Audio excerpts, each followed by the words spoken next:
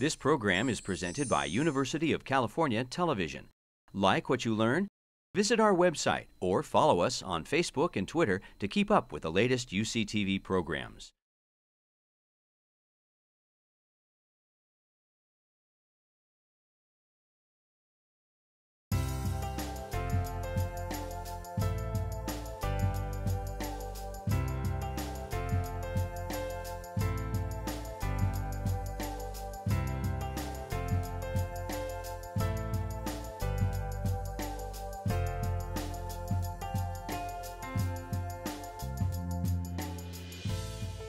I would like to thank first the organizers of this wonderful meeting for inviting me, and I also would like to thank my chief who stayed back to send me here so that I can be a little bit warmer. He's having a little thought for the African guy in his group to skip from the winter in Wisconsin and get some sunshine down here.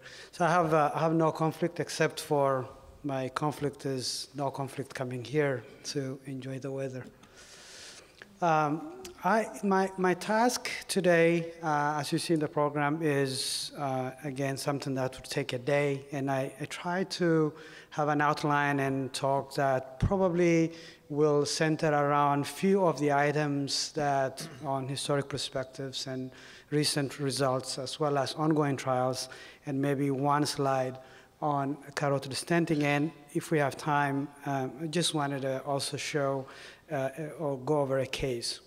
So let's start first with polling the audience with 2 questions. Which of the following describes randomized clinical trial data on carotid artery stenting and carotid endarterectomy for patients with asymptomatic carotid stenosis? Number 1, large trials show that CEA is better. Number 2, large trials show that CEA and CAS have similar outcomes. Number 3, large trials show that CAS is better. Number 4, few trials have been reported showing similar outcomes. Number 5, few trials have been reported showing CEA is better. Okay, so we'll see what the end would show. The second question I have for you is, which of the following is not a risk factor for stroke with carotid artery stenting? Smaller versus large filter pores, symptomatic versus asymptomatic carotid stenosis, beginning investigators, so basically experience, or octogenarians, so young versus older patients. Looks like that one was a lot more clearer. So what is clear for those of you doing carotid stenting or those of you reading about carotid stenting, it is really a moving target. So moving target over a long period of time for a couple of reasons. Number 1, device changes. There are a lot of different devices that get refined, and the filter devices also become more and more sophisticated. If you look into the studies, sometimes the symptom status is also confusing. Enrollment criteria, both in terms of what kind of patients are enrolled as well as what kind of interventionalists are we talking about, are different, so it's very difficult to compare. Investigators' experiences, now we know it matters. However, a lot of times it can also become very strict, limiting the generalizability of the studies. There are some studies where embolic protection devices have not been used or partially been used, and so on and so forth. So basically, there are so many studies and trials, and the trials themselves make it difficult to compare one another in a good way. And I think on ongoing basis, though, in general, we should all be part of trials that are happening, because it looks like when you look at the results overall, we cannot deny that we are doing much better work now than 10 years ago. Looking at the few very important surgical landmarks in terms of randomized clinical trials is really important to get us going, because everything is measured back to that same data. And this has been also our guiding principle in terms of how we practice vascular surgery in terms of treating carotid endarterectomies or carotid disease in general. So there are symptomatic trials as well as asymptomatic trials, which I don't need to belabor on this too much, as all of you have at some point gone through this. But clearly what was lacking is that both groups have excluded high-risk patients. And we don't know what would happen if all the current medical therapies are implemented, and is it going to be the same, not the same, with all the ACE inhibitors and so on and so forth. In the asymptomatic, the same thing, great results and studies. And all this has culminated in this guiding principles approved by societies. So we know we have level A evidence in terms of how we practice carotid endarterectomy. However, as you heard from a previous speaker, the best we have for carotid stenting is probably a level 2B. Now, when we talk about carotid stents, we can see, again, there are carotid stent trials done for symptomatic, and then for asymptomatic, there are some trials that have combined both in their patient population. This is one of the earliest reports out of Duke, where at 1 year, clearly the carotid stent did not do as well as carotid endarterectomy, and the trial was stopped before getting to it is 700 patient subjects that were going to be enrolled. You can say this was a larger catheter system. There were no embolic protection devices, and so on and so forth. But over time, clearly, things have changed and improved. The CAVITAS study is the only actually study I know of that has looked into restenosis after interventions. That was really the primary endpoint for this study. It enrolled primarily in over 50 sites, I think, and it was reported back in 2001 on Lancet. And in this study, 88% of the patients were symptomatic, and the rest were asymptomatic. About 75% of the patients did get only angioplasty and no stenting, and there was no protection device. This study at the end concluded that patients who were not stented had a much higher incidence of restenosis, both at 1 year as well as at 5 years. However, outcomes such as stroke and death were similar in both groups.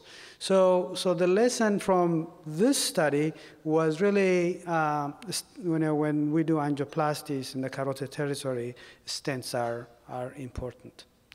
However, probably over time, it might have added also to the data where we know now that embolic protection devices can also be very useful.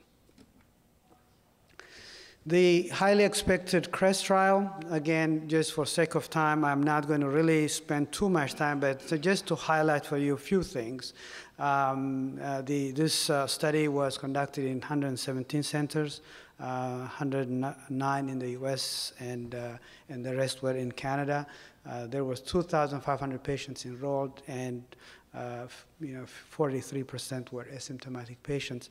The follow-up period of it was over 4 years, and as you all know by now, there is really no difference in the primary endpoints that combines basically stroke, death, MI, and at 4 years actually ipsilateral stroke also.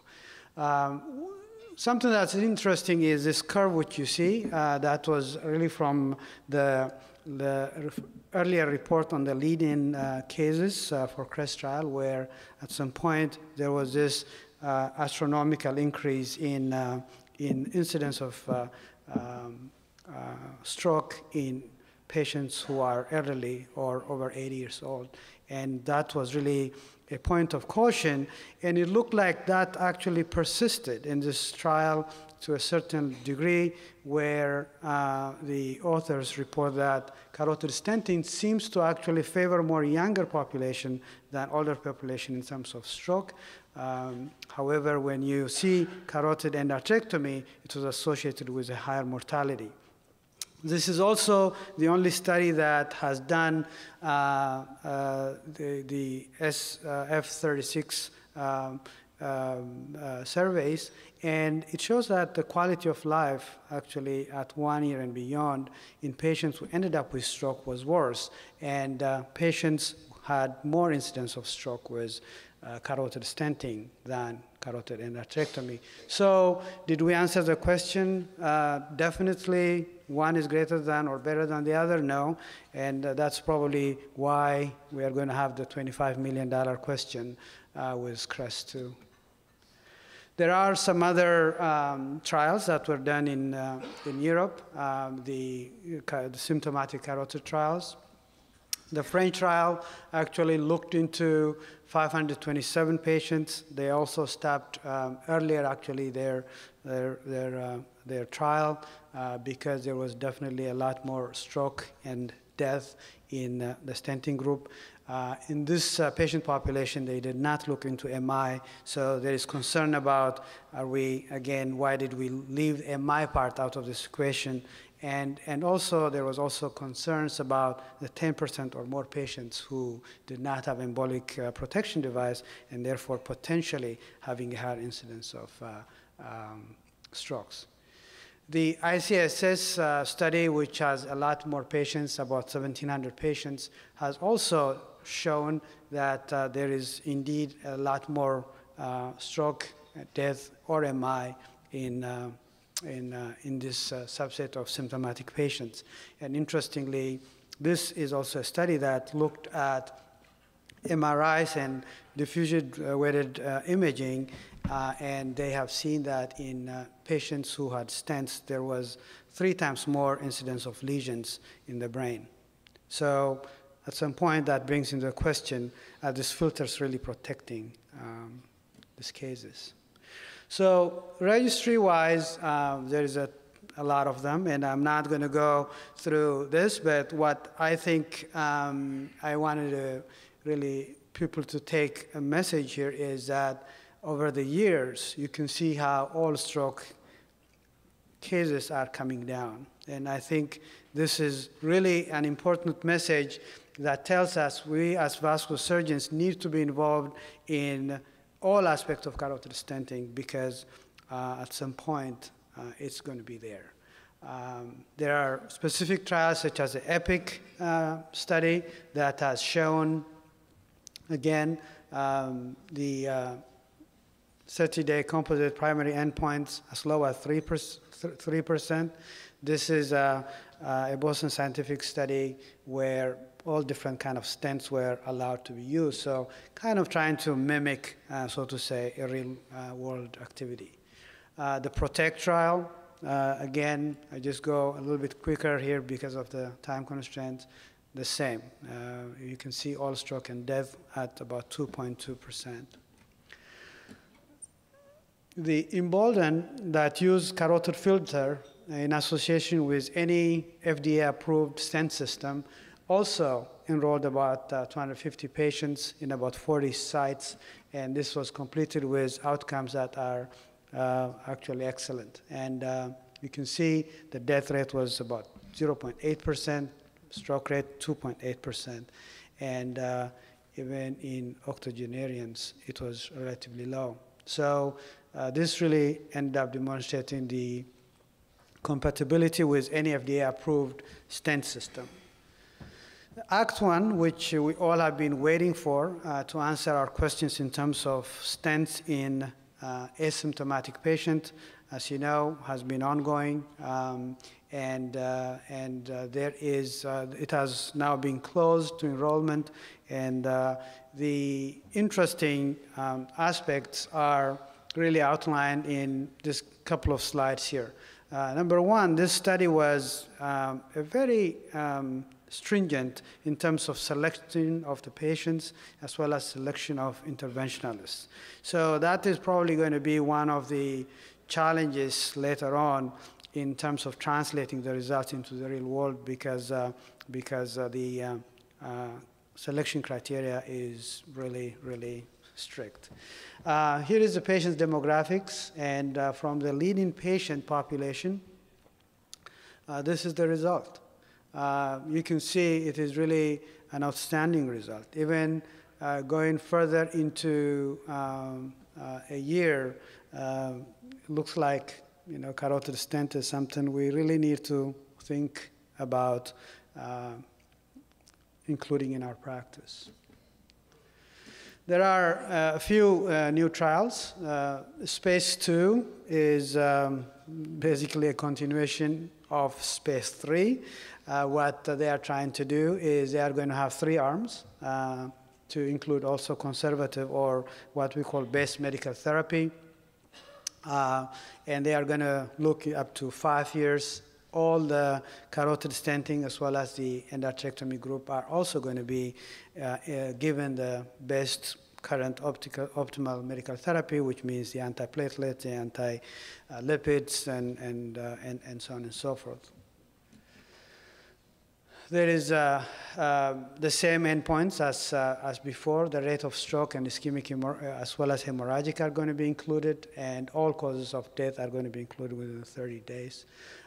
Going further out, they are going to look specifically also into ipsilateral strokes. This is a very interesting study or trial. It's called the ROADSTER Trial. Basically, if you remember, there is a flow reversal system that is percutaneous, and this is a flow reversal system directly through a neck axis. It is similar to the other 2 trials that have been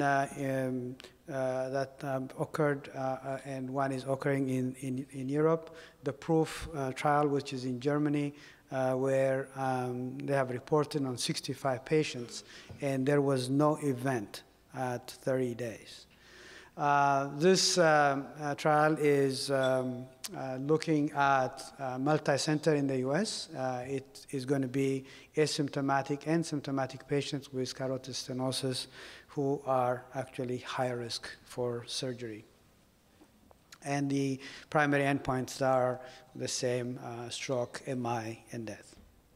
So you can see from this picture, basically, small transverse incision under local anesthesia, and the system gets introduced into the common carotid artery.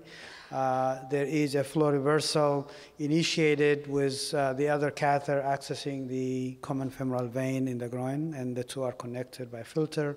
And there is an active, basically, reversal of the flow that's going to occur with the system. So it basically is going to be initiated prior to crossing the lesion at all. The results of the ROADSTER trial are going to be added onto the PROOF and the LOTUS trial to come up with one end result. There is also the asymptomatic carotid stenting trial that is going to happen. This is designed to kind of integrate what happens in the real life in the healthcare systems using approved devices and having, again, embolic protection device as an option. This is going to be probably one of the largest studies that is going to happen. The study has already begun. There was a preliminary report on 986 patients that has shown less than 1% event rates at 1 and 6 months. So it is, again, another large study in Europe that may have some implications. So when we look at the overall, carotid stenting, I don't think the question is it going to be here to stay? It is here to stay, but it's important to identify and be careful as usual about the risk factors. And some of the risk factors are listed here. And this is just a case that illustrates what I had as a challenge early on in my experience, a type 3 arch with a very tight pre-occlusive lesion. And by the time I got to the common carotid artery with my sheath, there was no more internal carotid artery to be seen. So what has happened there was actually everything has shifted because of tortuosity, and it was a pseudo-occlusion. Of course, I came out because I couldn't see anything, and the next day, CT angio showed it was still patent, and subsequently ended up doing a cut down the carotid and fixing it. So I think there is a lot to learn with experience, and I think some of the factors that are really high risk are critical to keep in mind before we do anything about carotid stenting. The SVS is very involved in carotid stenting, and this recent survey shows that a lot of vascular surgeons are indeed involved in stenting. At least their practices, more than 75% of the time, there is carotid stenting offered. And they have also guidelines about anatomic and high-risk criteria. Well, in terms of CMS, this is my last slide. There isn't really a lot of changes. Number one, we have to use basically embolic protection device with a stent. The only time it's going to be okay to treat this patient if they are high risk, high-grade stenosis, symptomatic. I think that's probably the only one, but the rest, unless they are either enrolled in a post-marketing study or in some kind of an IDE, there is really no reimbursement. And I think this editorial note from Circulation tells it all. It says, Catch-22, carotid stenting is safe and effective. FDA says that. However, is it still reasonable and necessary? That's CMS asking. So thank you, and go Badgers.